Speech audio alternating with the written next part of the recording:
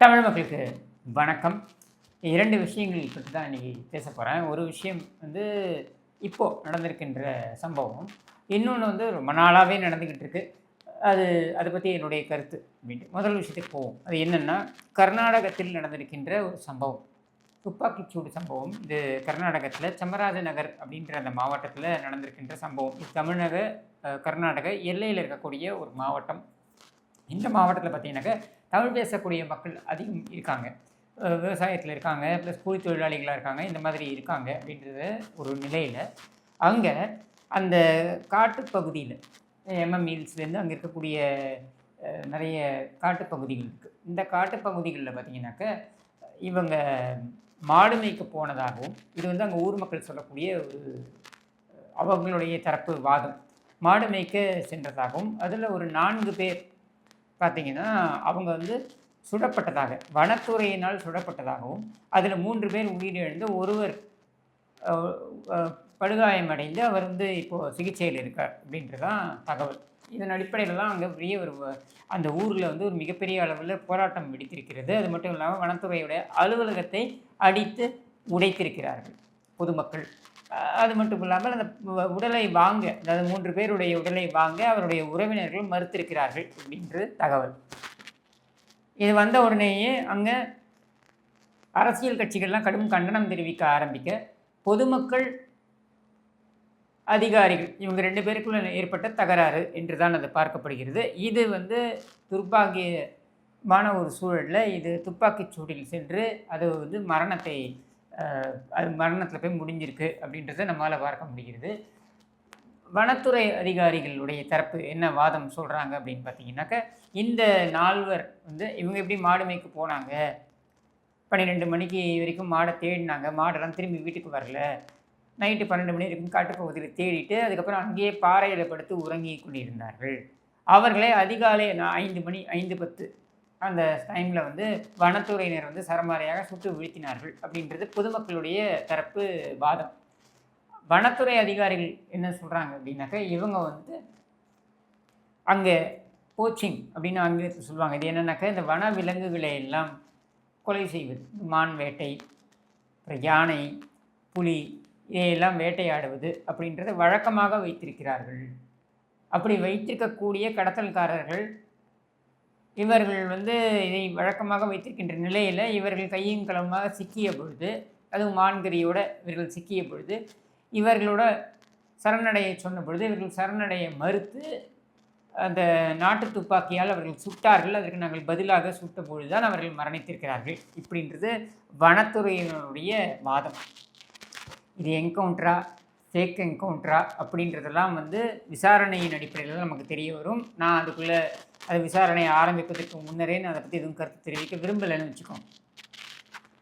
நம்முடைய பிரதான கேள்வி இங்கே என்ன அப்படின்னா, இது சார்ந்து கண்டனம் தெரிவித்திருப்பது இங்கே இருக்கக்கூடிய அரசியல் தலைவர்கள். உதாரணத்திற்கு அன்புமணி ராமதாஸ் இதை சார்ந்து ஒரு கண்டனம் தெரிவித்திருக்கிறார். மற்ற அரசியல் தலைவர்களும் இதை சார்ந்து கண்டனம் தெரிவித்திருக்கிறார்கள். திமுக கண்டனம் தெரிவித்திருக்கிறது, அதிமுக கண்டனம் தெரிவித்திருக்கிறது. இவங்க எல்லாருமே கண்டனம் தெரிவித்திருக்கிறார்கள். ஆனால் இதில் ஒரு சின்ன சிக்கல் என்ன இருக்குன்னா, மீடியாவாக இருக்கட்டும், இல்லை இந்த அரசியல்வாதிகளாக இருக்கட்டும், இவங்க என்ன பண்ணுறாங்க, கர்நாடகத்தில் 3 தமிழர்கள் சுட்டுக்கொலை அப்படின்னு இதை பரப்புரையாக கொண்டு போகிறாங்க. பொதுமக்கள், அதிகாரிகள் இவங்க 2 பேருக்கு நடுவில் பிரச்சனை. இதை பொதுமக்களைச் சேர்ந்த 3 பேர் இறந்திருக்காங்க. இதுக்கு ஊரே சேர்ந்து போய் இந்த வனத்துறை அலுவலகத்தை சூறையாடி இருக்கிறது. அது மட்டும் இல்லாமல் அங்கே இருக்கக்கூடிய கன்னடிகர்களும் சேர்ந்து தான் பொதுமக்கள் என்று அவர்கள் வனத்துறை அதிகாரிகளுக்கு எதிராக போராட்டம் நடத்துகிறார்கள். ஒருபடி மேலே போய் அங்கே கன்னட வெறியர் என்று அறியப்படுகின்ற வாட்டல் நாகராஜ் போன்றவர் கூட என்ன சொல்கிறார் அப்படின்னாக்கா, பொதுமக்கள் பக்கம்தான் நியாயம் இருக்கிறது, இந்த அதிகாரிகள் மீது கடுமையான நடவடிக்கை எடுக்க வேண்டும் என்று அவர் பதிவு செய்கிறார். இப்படியான ஒரு சூழலில் இங்கே இருக்கக்கூடிய அரசியல்வாதிகள் அவர்கள் நல்ல எண்ணத்துடன் சொன்னார்கள் என்று கூட வைத்துக்கொள்ளலாம். ஏன்னா அன்புமணி ராமதாஸ் அவர்கள் சரியான விவரத்தை தெரிவிக்கிறார். ஆரம்பத்தில் அவருடைய அறிக்கையில் பார்த்தீங்கன்னாக்க, 100 ஆண்டுகளுக்கு முன்னர், அதாவது மேட்டூர் அணை கட்டப்பட்ட அந்த காலகட்டத்தில் அவர்கள் ஊர்களெல்லாம் வந்து மூழ்கி போய்விட்டது. அப்படின்ற நிலையில் அங்கிருந்து பிழைப்பிற்காக கர்நாடகம் நோக்கி சென்றவர்கள் அந்த குடும்பங்களை சார்ந்தவர்கள் தான் இப்பொழுது பாதிக்கப்பட்டிருக்கிறார்கள் அப்படின்ற வரைக்கும் சரி. ஆனால் தமிழர்கள், கன்னடிகர்கள் அப்படின்னு நீங்கள் எடுத்துகிட்டு போனீங்கன்னா யார் தப்பிப்பாங்க? ஒருவேளை குற்றம் செய்தவர்கள் அதிகாரிகளாக இருந்தால் அவர்கள் தப்பிப்பதற்கு இது வசதியாக இருக்கும். எப்போவுமே ஒன்று புரிஞ்சுக்கோங்க, ஒரு சம்பவம் நடைபெறும் பொழுது அங்கே மொழி, மதம், சாதி இதை கொண்டு வந்து நுழைச்சிட்டோன்னா, சம்பந்தம் இல்லாமல் சம்பந்தத்தோடு நம்ம நுழைக்கிறோன்னா அது வேறு விஷயம். உதாரணத்திற்கு ஒரு தலித் சமுதாயத்தைச் சேர்ந்த ஒரு இளைஞர் தலித் அல்லாத ஒரு காவல்துறை அதிகாரியால் வேண்டுமென்றே பழிவாங்கும் எண்ணத்துடன் நடவடிக்கை எடுக்கப்படுகிறது அப்படின்னும் பொழுது நம்ம அதை தட்டி கேட்குறோம். ஆனால் நடவடிக்கை எடுக்கக்கூடிய அத்தனை அதிகாரியும் அயோக்கியர்கள், பாதிக்கப்பட்ட அத்தனை பொதுமக்களும் யோகியர்கள், அல்லது நடவடிக்கை எடுத்த அதிகாரிகள் அத்தனை பேரும் யோகியர்கள், பாதிக்கப்பட்ட மக்கள் அத்தனை பேரும் அயோக்கியர்கள், இப்படி நம்ம சொல்ல முடியுமா என்றால் சொல்ல முடியாது. அப்போது அந்த உண்மைத்தன்மை வருவதற்கு முன்னரே நீங்கள் தமிழர், கன்னடிகர், தெலுங்கர் இப்படின்னு நீங்கள் எடுத்துகிட்டு போனீங்கன்னா யார் தப்பிப்பாங்கன்னா தவறு செய்தவர்கள் தப்பிப்பார்கள். அது யாராக வேண்டுமானாலும் இருக்கலாம்.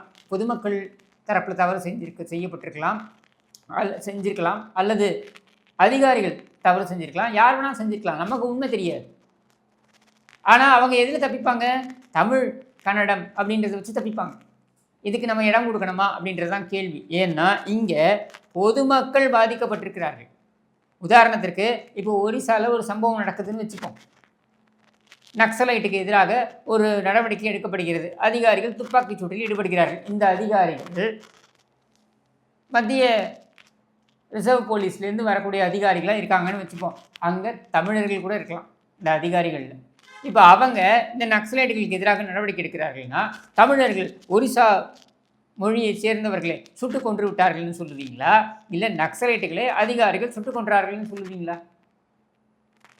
அப்போது இந்த இடத்துல மொழி, சாதி இதையெல்லாம் நீங்கள் கொண்டு வந்து பிரிவினையை ஏற்படுத்துவீர்கள் என்றால் உண்மையான தவறு செய்தவர்கள், அது அதிகாரிகளாக இருக்கலாம், இல்லை பொதுமக்களாக இருக்கலாம், யார் பண்ணாங்கன்றது நமக்கு தெரியாது இது வரைக்கும். அப்போது இதில் அவங்க தப்பிக்கிறதுக்கு ரொம்ப ஈஸியாக இருக்குல்ல.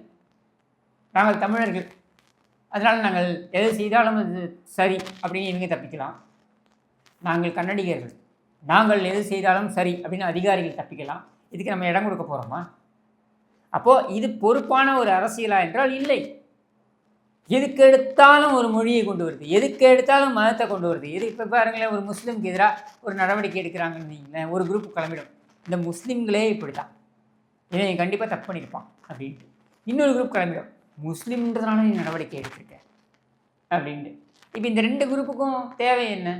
நியாயம் கிடைக்கணும் என்பதா? இல்லை, அதை வைத்து ஆதாயம் தேடுவது, அதை வைத்து ஒரு அனுதாபத்தை தேடுவது. இது எதுக்கு? குற்றச்சாட்டு என்ன?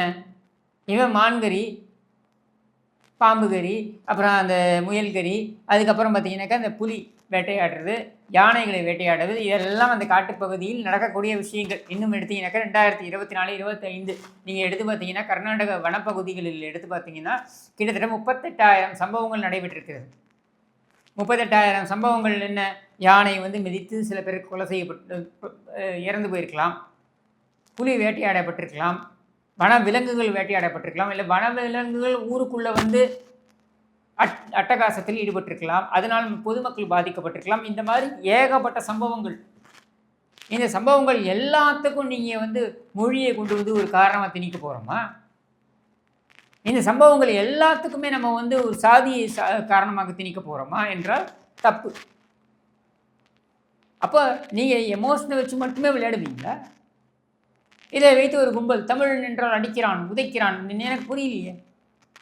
தந்தேவடா காட்டில் இருக்கக்கூடிய, சத்தீஸ்கரில் இருக்கக்கூடிய தந்தேவடா காட்டில் நக்சல்களுக்கு எதிராக அங்கே சண்டை போட்டிருக்க எத்தனையோ இராணுவ வீரர்களில் பார்த்தீங்கன்னாக்க, துணை இராணுவ வீரர்களில் பார்த்தீங்கன்னா நம்ம தமிழர்களும் இருக்காங்க. இப்போ தமிழர்கள் மற்றும் இந்திக்காரர்கள்னு எடுத்துப்போம். அதை இந்த மாதிரியான ஒரு அரசியல் இருக்குது பாருங்கள். அரசியல்வாதிகளை பொறுத்த வரைக்கும் இவர்கள் ஆதாயத்தை தான் தேடுவார்கள். அடுத்து இந்த உணர்வாளர்கள் என்ற பேரில் வரக்கூடியவர்களுக்கு இவர்கள் வேறையே கிடையாது, இதே தான் வேலை. எதை எடுத்தாலும் தமிழர்களுக்கு எதிராக ஒரு சதி, தமிழர்கள் எல்லாம் ஒடுக்கப்படுகிறார்கள், நாம் எல்லாம் வந்து நமக்கெல்லாம் முடிஞ்சு போச்சு அப்படின்ட்டு. நீங்கள் இது பார்த்தீங்கன்னா நேஷ்னல் லெவலில் இந்துக்கள் எல்லாருக்கும் பிரச்சனை. இந்துக்களை காலி செய்ய போகிறாங்க. யார்? முஸ்லீமும் கிறிஸ்டினும் சேர்ந்து இந்துக்களை காலி செய்ய போகிறாங்க. இப்படின்னு நம்ம எல்லாம் ஒன்றிணைய வேண்டும். நமக்கு பிரச்சனை, நம்ம இந்துக்கள் நம்பிக்கையே ஒழிந்து விடும். இது ஆயிரம் ஆண்டுகளாக இருக்கக்கூடிய நம்பிக்கையே சுமார் 2000 ஆண்டு இருக்கக்கூடிய ஒரு மதமும் 1600 ஆண்டு இருக்கக்கூடிய 1500 ஆண்டு இருக்கக்கூடிய ஒரு மதம் வந்து அழிச்சிருமா?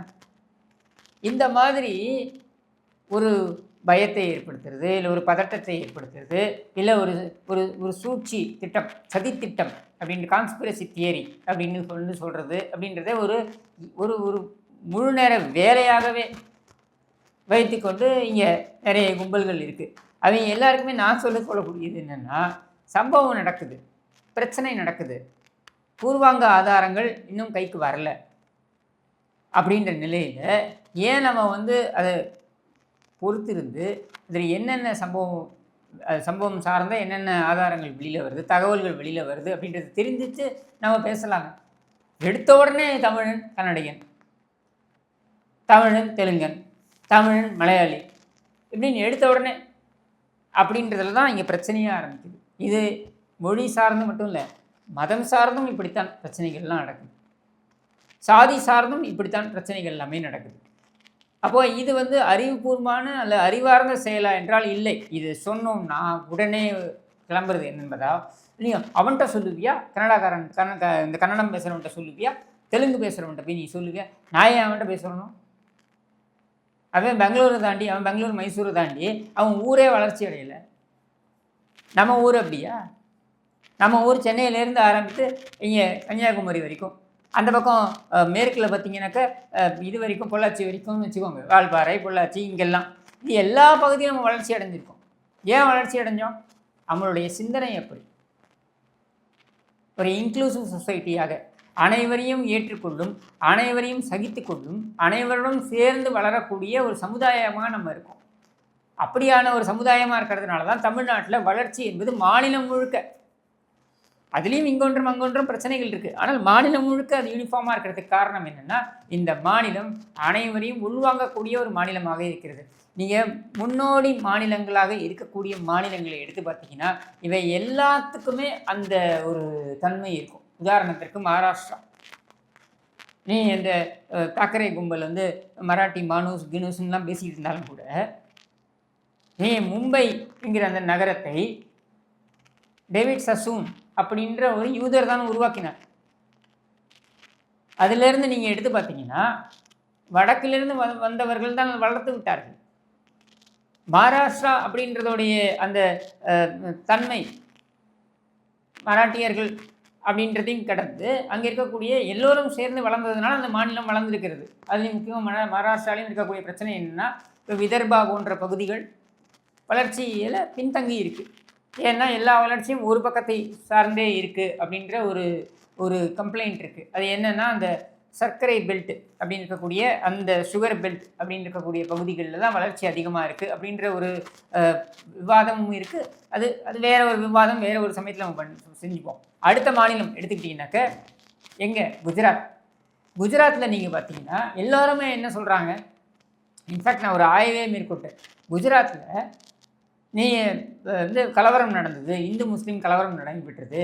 இந்த கலவரம் நடந்ததுக்கப்புறம் பார்த்தீங்கன்னா அங்கே இந்து ராஷ்டிரம் தான் நடைபெற்று கொண்டிருக்கிறது அப்படின்ற ஒரு ஆர்கியூமெண்ட்டை வைக்கிறாங்க. ஆனால் ஆய்வுகள் என்ன தெரிவிக்கிறது என்றால், குஜராத்தில் 2001 அந்த கலவரத்திற்கு பிறகு 1-2 அந்த காலகட்டம், அந்த கலவரத்துக்கு பிறகு நீங்கள் பார்த்தீங்கன்னாக்க அங்கே பிழைப்பு தேடி சென்ற நபர்கள் முஸ்லிம்கள் உடைய எண்ணிக்கை அதிகரித்திருக்கிறது. முஸ்லிம்கள் படுகொலை செய்யப்படுகிறார்கள், அவர்கள் அங்கே ஒவ்வொரு நாளும் மிரட்டப்படுகிறார்கள் என்று சொல்லப்படக்கூடிய ஒரு சூழலில் எப்படி அங்கே பிழைப்பை தேடி அவ்வளோ பேர் போவாங்க? ஏன் ஆய்வுகள் வேறு மாதிரி தெரிவிக்கின்றன?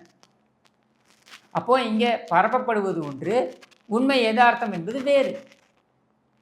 இப்படி முன்னிலை மாநிலங்களாக இருக்கக்கூடியதில் கர்நாடகமும் இப்போ சேர்ந்துருக்கு. ஆனால் கர்நாடகம் சேர்ந்திருப்பதற்கு முக்கியமான காரணம் என்னென்னா, பெங்களூருடைய அபரிவிதமான வளர்ச்சி. மற்றபடி நீங்கள் பெல்லாரிக்கு போங்க, குல்பர்காவுக்கு போங்க, பீதருக்கு போங்க, தாவன்கரே அதை தாண்டி போங்க. ஏன்னா கர்நாடக மாநிலத்தை இன்ச்சாக நான் வந்து அங்கே பயணிச்சிருக்கேன், அதனால் எனக்கு அது தெரியும். இப்போ இங்கெல்லாம் நீங்கள் போனீங்கன்னா வளர்ச்சி என்பது கம்மியாக இருக்கும். ஹுப்ளிக்கு போங்க, பெல்காம் அங்கே போங்க, இங்கெல்லாம் போனீங்கன்னாக்க வளர்ச்சி குறைவாக இருக்கும். அப்போது இந்த வளர்ச்சி எந்த இடத்துல இருக்குது? அதிகமாக இந்த மைசூர் பெல்ட்டு, பெங்களூர் இந்த பகுதியில் மட்டும் இருக்குது அப்படின்றது கர்நாடகத்துடைய பிரச்சனை. சரியா? தமிழகம் அப்படி கிடையாது. இங்கே எல்லோரையும் அரவணைத்து செல்வதனால் எல்லா இடத்துலையும் நமக்கு வளர்ச்சி இருக்குது. உதாரணத்துக்கு மதுரையை எடுத்துக்கிட்டிங்கனாக்கா சௌராஷ்டிர மக்களுடைய பங்களிப்பு அப்படின்றது மிகப்பெரிய அளவில் இருக்குது. கோவையை எடுத்துக்கிட்டிங்கனாக்கா நம்ம தெலுங்கு பேசக்கூடிய மக்களுடைய பங்களிப்பு என்பது மிகப்பெரிய அளவில் இருக்குது. தஞ்சையை எடுத்துக்கிட்டிங்கனாக்கா மராட்டியம் பேசக்கூடிய நபர்களுடைய பங்களிப்பு என்பது மிகப்பெரிய அளவில் இருக்குது. சென்னையை எடுத்துக்கிட்டிங்கனாக்கா தெலுங்கு பேசக்கூடிய மக்களுடைய பங்களிப்பு என்பது மிகப்பெரிய அளவில் இருக்குது. இந்த மாதிரி ஒவ்வொரு இடத்துக்கும் நம்ம சொல்லிக்கிட்டே போகலாம். அப்போது தமிழர்கள் உயர்ந்த நிலையில் இருக்கக்கூடியவர்கள், உயர்ந்த நிலையில் இருக்கக்கூடிய உயர்ந்த சிந்தனையில் இருக்கக்கூடிய காரணத்தினால்தான் அவர்கள் எல்லோரையும் அரவணைக்கும் பாங்கை கொண்டிருக்கிறார்கள். அப்போ அந்த மனநிலையிலிருந்து மாறி எதை எடுத்தாலும் என் தமிழன் அடி வாங்குறான், தமிழன் உதைக்கப்படுறான், வெக்கமாக இல்லையா அப்படி சொல்கிறதுக்கு? அப்புறம் உதை வாங்கி அடி வாங்கி ஒடுக்கப்பட்டு பிதுக்கப்பட்டுன்னு பேசி அப்புறம் நம்ம எப்படி முன்னணி மாநிலத்தில் இருக்க முடியும்? அப்போது இந்த லாஜிக்கே இங்கே ஒரு அடிபடுது பாருங்க. இது ஒரு தாழ்வு மனப்பான்மை, வேண்டுமென்றே திணிக்கப்படுகின்ற தாழ்வு மனப்பான்மை. இதிலிருந்து நம்ம விடுபடணும். அதாவது விக்டிம் கார்டு ப்ளே பண்ணுறது அப்படின்றது இருக்கு இல்லையா, இதிலிருந்து நம்ம விடுபடணும் அப்படின்றது தான் நான் சொல்லக்கூடியது. ஸோ இந்த இடத்துல நான் என்ன சொல்ல நினைக்கிறேன் அப்படின்னு பார்த்தீங்கன்னா, நீங்கள் ஒரு பொதுமக்கள் வெர்சஸ் அதிகாரிகள்னு வர இடத்துல பொதுமக்கள் தவறு செய்தார்களா, அதிகாரிகள் தவறு செய்தார்களா என்பதனை நாம் தெரிந்து கொள்ள வேண்டும், புரிந்து கொள்ள வேண்டும். என்றால் அக்கௌண்டபிலிட்டியை ஃபிக்ஸ் பண்ணணும்னா அதிகாரிகள் தவறு செய்திருந்தால் அவர்கள் மீது நடவடிக்கை எடுக்கப்பட வேண்டும் என்றால், பொதுமக்கள் தவறு செய்திருந்தால் அவர்கள் மீது நடவடிக்கை எடுக்கப்பட வேண்டும் என்றால், முதல்ல இந்த அரசியலிலிருந்து நம்ம விடுபடணும். முதல்ல அரசியல்வாதிகள் வெளியில் போங்கடான்னு சொல்லணும். இங்கே நடுநிலையான ஒரு விசாரணை நடைபெறணும். அந்த நடுநிலையான விசாரணையின் அடிப்படையில் உண்மை எல்லாம் வெளியில் வரணும். அதன் அடிப்படையில் மக்கள் ஒரு கருத்தை உருவாக்கணும். இதுதான் நியாயமான வழிமுறை. இந்த வழிமுறை நடக்க வேண்டும் என்றால் தயவு செய்து உணர்வுகளை வைத்து விளையாடுவதை விடுத்து உண்மையை நோக்கி பயணியுங்கள் அப்படின்றது தான் நான் சொல்லக்கூடிய முதல் விஷயம். இது முடிஞ்சிருச்சா? அடுத்தது இந்த வீடியோவை பாருங்கள்.